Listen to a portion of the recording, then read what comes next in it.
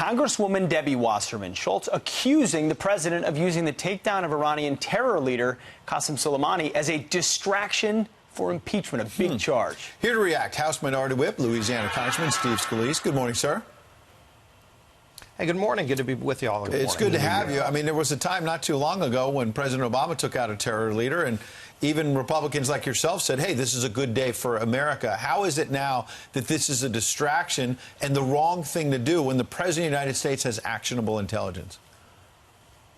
Yeah, I think it just goes to show you there's some people in Washington right now that are so concerned about their own political agenda, their own political power, that they'll criticize a move that's good for America and good for freedom all around the world. If you think about Soleimani, the people of Iran who want freedom, this is a major victory for them, because as long as Iran is tied to terrorists like Soleimani, they're never going to have the opportunity that every other country has. And you could see it holding their country back right now.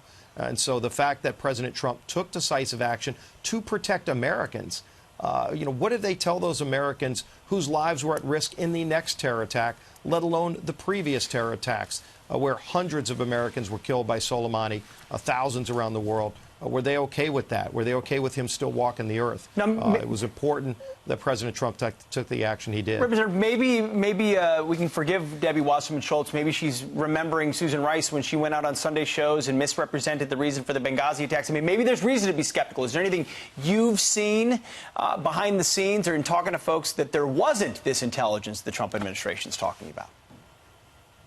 Well, look, and I'm sure there'll be more detailed briefings to Congress next week, and I spoke to Vice President Pence about this yesterday.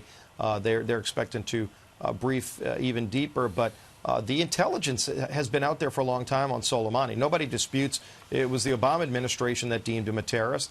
It's not that there was a question about how dangerous this person was. The fact that he was planning other attacks. He was not only responsible for attacks just in the last few weeks against Americans that killed an American, but he was planning future attacks against America, and we had a chance to take him out. Any responsible commander-in-chief would have done the same thing, but President Trump's the one who did it. And I'm glad that the president had the fortitude to say, we're going to put America first, we're going to protect America and our allies around the world by doing this.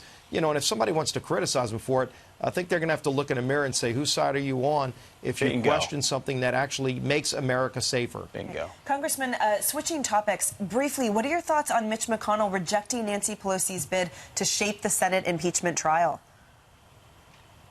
Well, Nancy Pelosi is not a senator.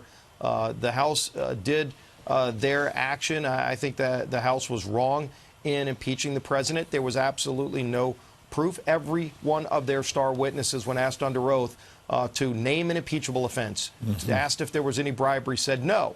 So there was no crime, and yet they still move forward. Well, Congressman, you usually end your appearances saying, go Tigers. Are you referring to LSU or Clemson?